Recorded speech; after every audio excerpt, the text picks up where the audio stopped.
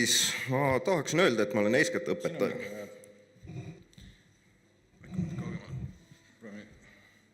Lisaks sellele süsteemi administraator hobi korras teostan natukene turvatestimist, nii et ma arvan, et küberprobleemidest ma natukene oskan rääkida küll. Esiteks küberprobleemid Euroopa Liidu ees. Ütlen kohe, et see ei ole kindlasti ainult mitte Euroopa Liidu probleem, vaid see on üleilmne probleem. Miks? Lihtne. Kui me räägime küberkuritegevusest, siis see ei tunne piire. Piirid on tema jaoks täiesti olematud. Ükskõik, kuidas me midagi filtreeriks, kuidas me liiklust ei jälgiks, uskuge mind, kurjamid on alati kaitsjatest mitu sammu ees. Ma tahtsin oma ettekannet tegelikult ühe väikese uudisega alustada, ehk kui te veel ei tea, siis me elame keerulises ja ohtlikus maailmas. Selle maailma sisse on tekkinud veel teine maailm, mis ongi meil kübermaailm ja mis on veel ohtlikum. Ma olen alati imestanud seda, et me ei pane ju ometigi lapsukest üksinda autorooli ja öelda, et sõida nüüd. Aga ometigi me lapsukestega teeme seda, et me paneme ta arvuti taha ja ütleme, et tee, mis tahad. Muidugi sul on see väike erinevus, et arvuti sind ära ei tapa päris, et nagu Pätt tänaval või tuleb sõjaväeline invasioon, et see on hoopis teine tera natukene. Aga mina väidan, et arvuti võib ikka tappa küll. Kuidas moodi? Kõnelen. Aasta 2008 häkiti ära USA Epilepsia Liidu leht ja pandi see vilkuma 5 korda sekundis. Ja see võib probleemi tekitada küll. No see tekitaski probleeme. Tõsi küll, minu teada keegi sellest nüüd ei surnud õnneks, aga probleemi tekitas ta küllalt. Minu mäletamist mööda, ma siin võin arvudega eksida, kas see oli 67 juhtumit vististi. Aga kui palju sellist küberkuritegevusest, sina peaks olema paremini kursis selle statistikaga, et kui palju küberkuritegevusest on selline, kus mingisugune riik korraldab mingit küberrünnakut versus selline, kus tegelevad mingisugused küberaktivistid sellega näiteks? See on väga keeruline küsimus. Miks? Sellepärast, et selgelt iga riik oma kübervõimekust mõlemas suunas kasvatab. Kui me asjasse süveneme, siis tulevad täiesti hämmastavad faktid välja, kellel on ja kui suur on see kübervõimekus. Sinna juurde peame arvestama sellega, et riigid mahitavad teinekord neid samaseid küberaktiviste ilma, et need aktivistid ise sellest midagi teaks. See on paratamatus, see on tänapäev. Ehk veel kord, kübermaailmas ei ole olemas piire. Kui meil oli 2007 oli need aprillirahutused ja pronksimäss ja asjad, et siis oli üsna kindel väide oli Eesti poolt, et selle rünnaku taga oli Venemaa Föderatsioon riigina, et ei olnud päris niisuguse küberaktivistid. No samas ka aktivistid võivad väga palju jama korraldada. Jaa, loomulikult. Oleme ausad, öelda nüüd, et 2007 oleks olnud massiline küberrünnak, see oli lihtsalt näpuproov. Taheti ilmselt teada, millised on võimekused, kas suudetakse tõrjuda, kuidas suudetakse tõrjuda. Ma väidan, et see oli tegelikult olukorra kaardistamine. Ja ilmselt neile väikese pettumusena tuli see, et tegelikult me küllaltki adekvaatselt suutsime reageerida, olgugi, et need vahendid, millega rünnati, olid üsna algelised. Igale ühele kätte saadavad. Mis on järgmine probleem? Täiesti seaduslikult, täiesti igaühele on kätte saadavad erinevad ründevahendid. Ükskõik, kuidas me neid nimetame, neil on ilus nimetus, kuidas me nüüd aggressive defense'i suudame eesti keelde tõlkida. Agressiivne kaitse. Parim kaitse on rünnak alati ka. Ja õnneks on tekkinud Eestis ettevõtteid, kes tegelevad tänuväärse asjaga nimega turvatestimine. Ma olen seda mitu aastat oodanud, nad on tekkinud, nad on väga heal tasemel. Ma olen näinud ühte eelnõud, mis ei ole vist päris menetlusse veel jõudnud, kus oli üks soovidest oli selliste ründevahendite ärakeelamine ja oleks nende omamine lausa kriminaalkuritegu. See ei ole ka päris hea lahendus. No vot, see ei ole hea lahendus, sellepärast kuidagi sa pead testima ka ju, et kas sul süsteem on avatav või ei ole. Vaata, me jõuame selle juurde, et kirvega võib lõhkuda puid või päid. Et neid ära keelata, palun, keelake ära, mida me sellega saavutame? Kas me saavutame sellega, et nad sellest ära kaovad? Ei kao. Ilmselt ei kao küll, jah. Järgmine probleem on ka see, et Euroopa Liit keelab nad ära, aga USA, aga ülejäänud maailm. Ja siis ilmselt need turvatestid peaks kolima sinna, kus see parajasti veel legaalne. Ja täpselt nii. Nii et me ei saavuta sellega tegelikult mitte midagi. Keelamisega millegi saavutamine, Meil üks pretsedent on olnud sel teemal, et on tahetud ära keelata DRM-i murdmise vahendeid. Minu arust peaks DVD ostad poest, siis sul peab olema litsenseeritud mängija, mis selle DVD-plaat film on krüpteeritud selle peal, sul peab olema litsenseeritud mängija, mis seda mängib ja kui sul on näiteks Linux, mille peal ühtegi litsenseeritud mängijat ei ole, siis sa pead tõmbama endale näiteks Eestis väga populaarse VLC, mis selle krüptoalgoritmi lahti häkib, lahti murrab ja siis saad filmi vaadata. Aga selliselt filmi vaatamine peaks olema lausa kriminaalkuritegu. Nii et seda keegi ei jõusta seda seadust reaalselt, aga vähemalt valveparagrahv on olemas. No DVD-ga on veel ka selline trikk, et vähe sellest, et sul peab olema legaalne autoriseeritud DVD-mängija, sa pead seda samast plaati ka õiges regioonis mängima, ärme unustame regioonilukku.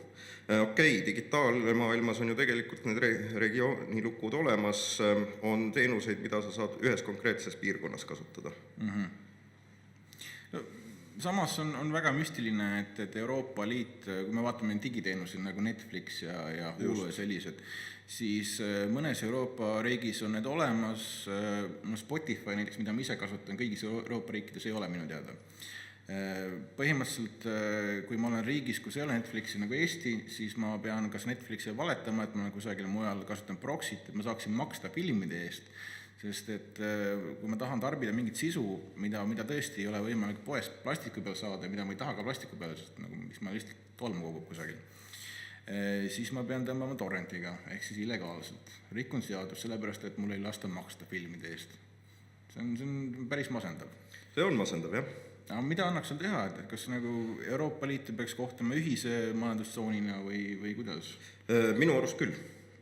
See on minu arvamus, aga Euroliit kui selline on eeskätt majandusliit. Nii.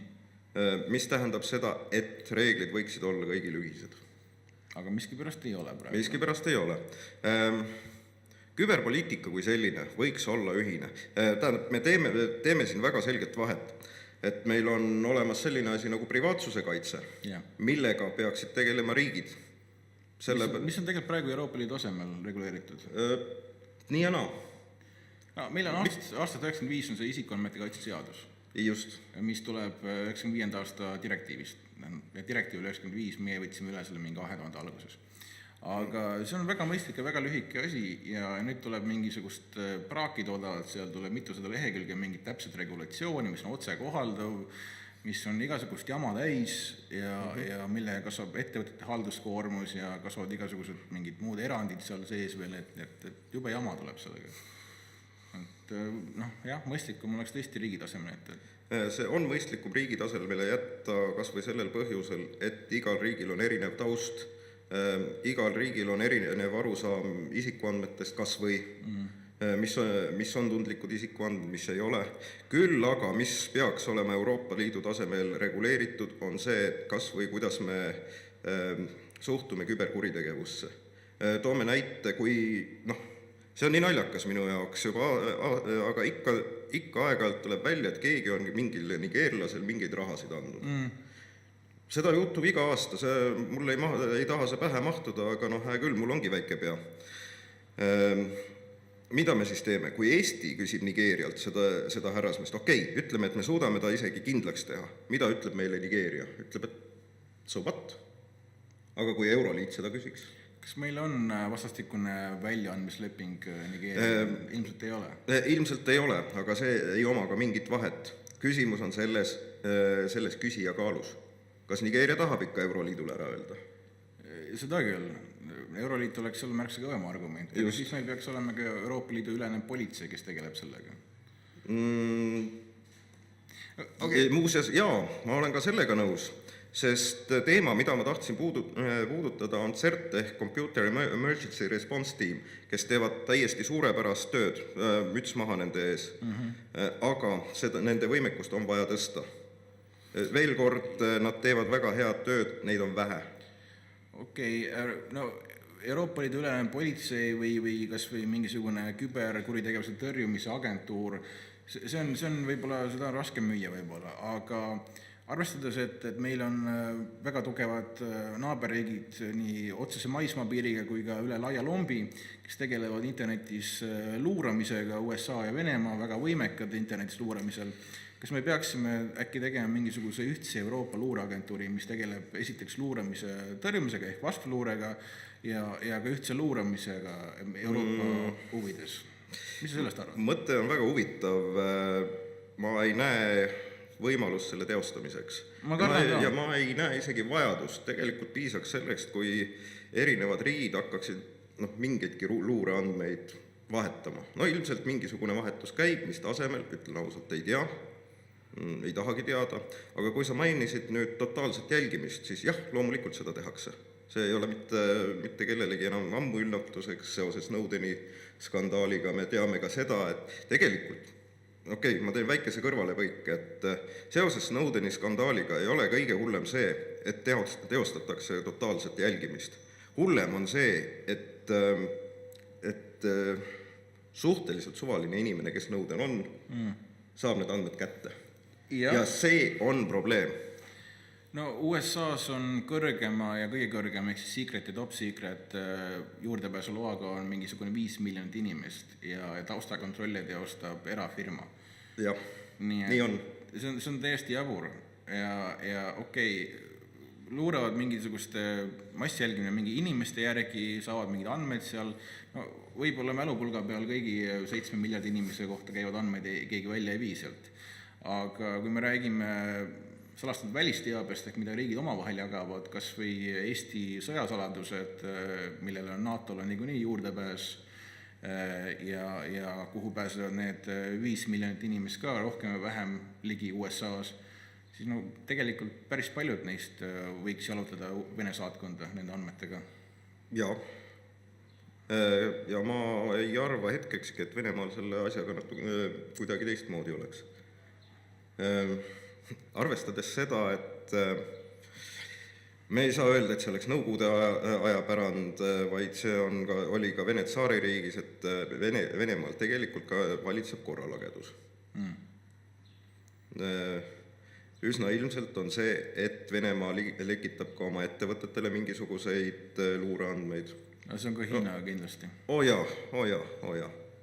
USA-s minu arust käib see süsteem lihtsamalt, et need erafirmad lihtsalt pääsevad ka kohaandmetel ligi, ma ei mäleta, mis väljaanne see oli, aga keegi, kas Washington Post äkki või keegi USA-s uuris mitu aastat järjest, palju on seal asutusi ja erafirmasid, kes tegelevad luureandmete töötlemisega, neid oli üle 2000. Ja mis selle tulemus on? Tulemus on see, et tulemus tegelikult ei ole. Me räägime totaalsest jälgimisest ja siis tuleb psüühiliselt pisut ebastabiilne härrasmees, kes kogemata on jätkuvalt sõjaväeleival, võtab relva kätte ja hakkab sõjaväeosast tulistama. Näiteks. Jah. Aga need Bostoni pommitajad, et tegelikult Venemaa agentuurid oli saatnud nende kohta hoiatuse, kuule vaadake neid poisse. Vähemalt väide on selline. Vähemalt väide on selline, jah. Aga kui on mingi 2000 asutust ja erafirmat on analüüsimas luureandmeid ja nad kõik tahavad oma olemasolu ja juurdepääsu õigustada, ehk siis nad koostavad aastas kokku 10 000 raporteid, siis tegelikult mitte keegi ei jõua neid lugeda. Täpselt nii, seda ma tahtsingi öelda. Ja tulemus on lõpuks see, et tagantjärgi on hea targutada, et tegime vea seal, et oleks pidanud rohkem analüüsima või rohkem raporteid lugema, aga kui keegi ei loe, et kui sul mingi 10 000 raportit on sul mingi paari kuuga tuleb ja igale pool on kirjas, et see võib olla potentsiaalne oht, too võib olla potentsiaalne oht, võib olla mingisugune 0,01% realiseerub nendest, siis meil ei saa olla kvaliteetset luuramist üldse, et meil on täiesti niisugune heinakuhjast heina otsimine. Jah, tähendab siis heinakuhjast ühe konkreetse kõrre otsimine. Jah, täpselt nii on. Ilmselt muidugi me ju ei tea, kui palju selle totaalse jälgimise tõttu on suudetud tegelikult ka kurjameid püüda. Ilmselt on. Ma ei kahtle ka selles hetkegi. Küsimus, kas ma tahaksin tükikest oma privaatsusest ära anda? Ei, ma kindlasti ei taha. Ja seda tahaks ma kuulda ka meie peale lõunase debati juures, et kas lugupeetud kandidaatidest keegi seda tahaks teha. Jah, debatid algavad 12.30, nii et siin on natukene aega veel ja siis me saame kuulda, mida arvavad Europarlamendi kandidaadid. Just. Millest me ei ole rääkinud, on kindlasti ACTA.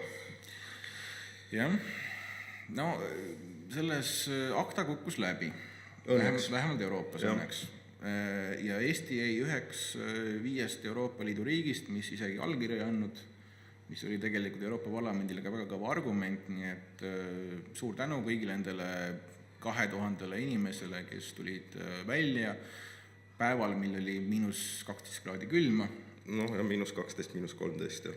Oli päris külm. Tartus oli -20 vist lausa.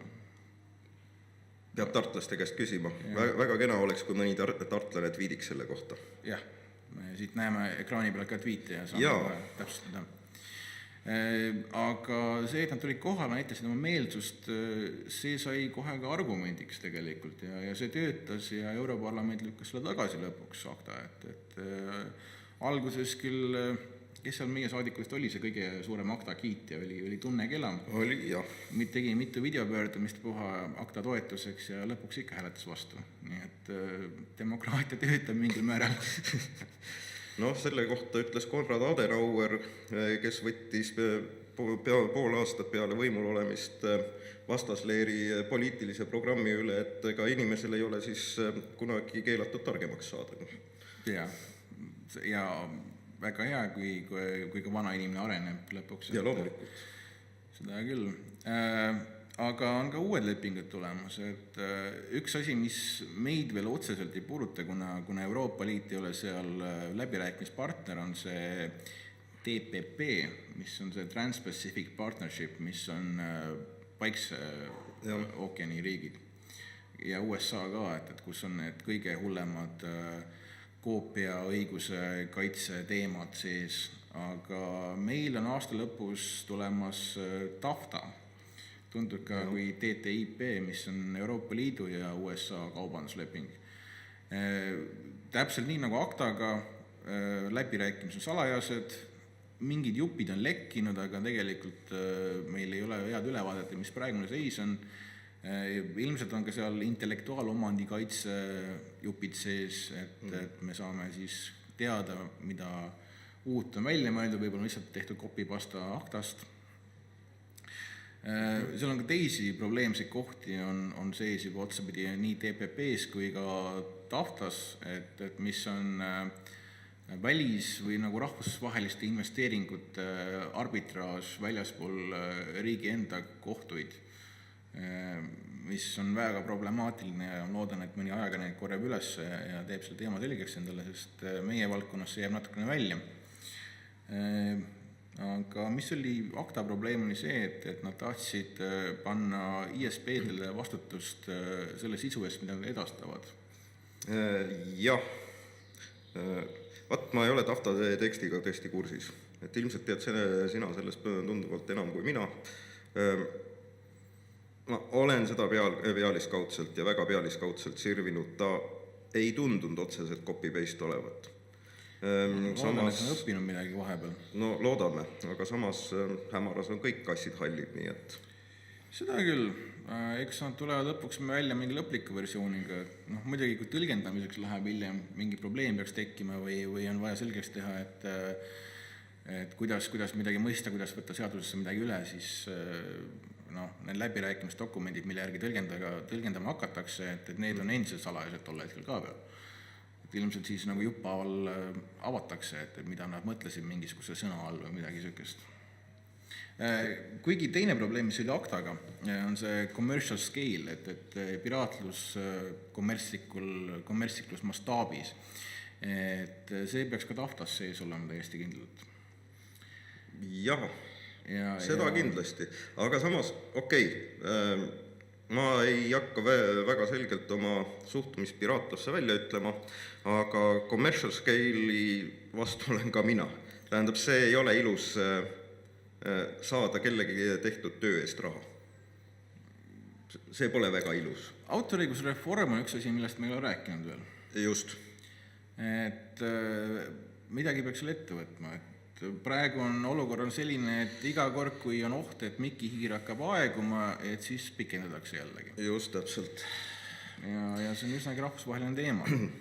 No, autoriõigus on üks väga kummaline asi. Üks minu õpetatud sõber ütleb selle kohta sedasi, et tegelikult on autoriõigus viimane jäänud feodaalõigusest. Kui suverään annab isale kasutamiseks, pange tähele, kasutamiseks ja mitte päriseks talu, siis suverään ütleb, et aga sinu poeg võib ka sealt veel tulu saada. Et see ei ole päris... See ei tundu väga õige nagu. Autoriõiguses on väga tugevad lobigrupid ja survegrupid, kes tegelevad selle asja laiendamise ja alleshoidmisega, et Eestis on erinevad loomeliidud, kes kõik tahavad saada kontrolli oma loomingu üle. Olin hiljuti Justiitsministeeriumis laua ääres, kui oli autoriõiguse eelnõu arutamine, seal oli täiesti jaburaid ettepanekuid, et ma siin ei taha kellelegi liiga teha, võib-olla tsiteerin valesti, keegi koha peal salvestanud ka, aga igatahes sealt käisid läbi ideed, et kui inimene ostab maali omale koju seina peale, et siis ta ei tohi ise seda muuta ega seda hävitada, et see õigus peaks olema kunstnikule alles endale. See on ju suurepärane mõte. Mina kehtestaks sellise korra, et alati, kui sa seda maali vaatad, olenevata sellest, et sa oled juba selle eest raha maksnud, sa pead veel natukene raha maksma. Ja see oleks kindlasti kunstnikule väga tulus, ja paneks inimesed järjest rohkem kunsti ostma. Vaata selle viimase väitega, ma ei ole väga kindel, kas sul on õigus. Eks aeg näitab, kui me vastu võtame. Aga teine jabur idee, mis läbi käis, oli see, et kui arhitekt mõtleb välja mingisuguse visiooni, et milline peaks üks maja välja nägema, siis ehitaja ja tellija ei tohi teha muudatusi ilma arhitekti nõusolekuta.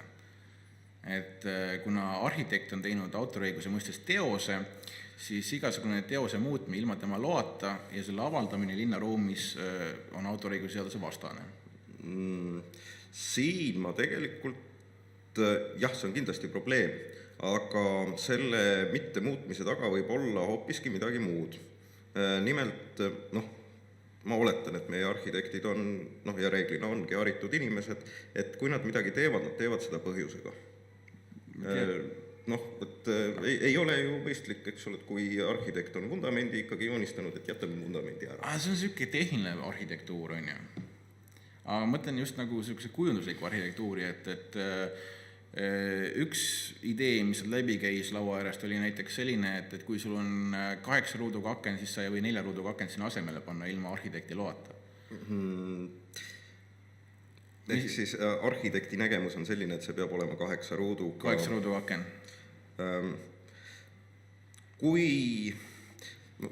Ma ei ole arhitektuuris väga tugev.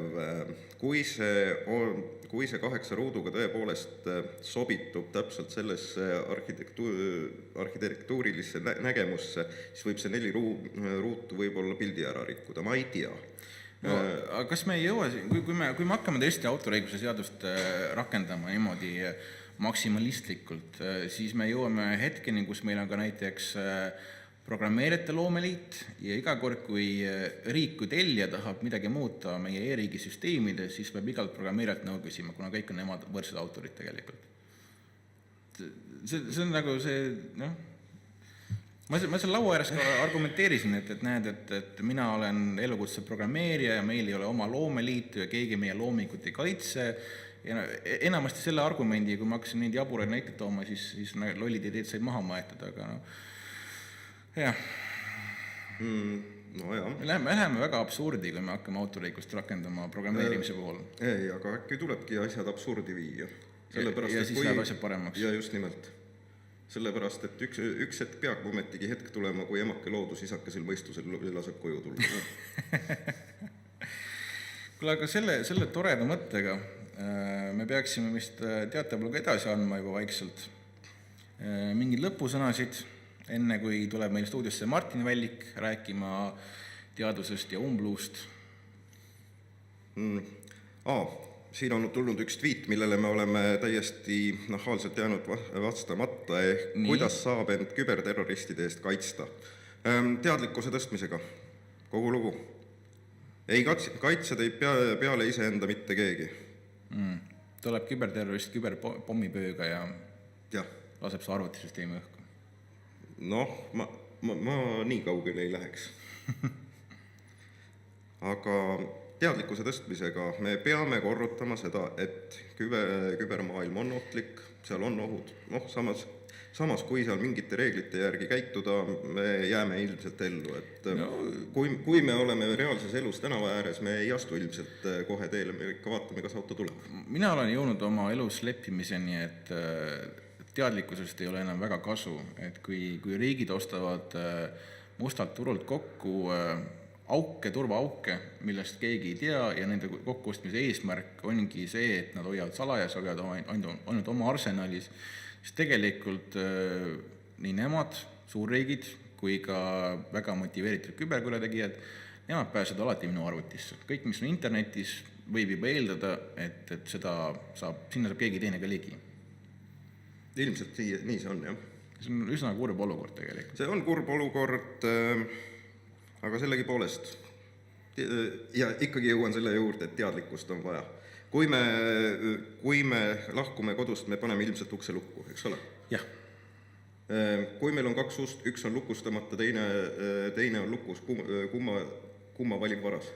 No eks ta valib selle, mis lahti on, aga kui tal on korralik kogus ukse ja lukku muukimise vahendeid, siis ta tuleb ikka sisse. Ei, loomulikult ta tuleb sisse, aga ilmselt ta võtab ikkagi sealt, kus on lihtsam. Ilmselt küll. Aga kuule, aga anname teatepulga üle. Jah. Kas Martin on valmis? Tule stuudiosse. Tuleb.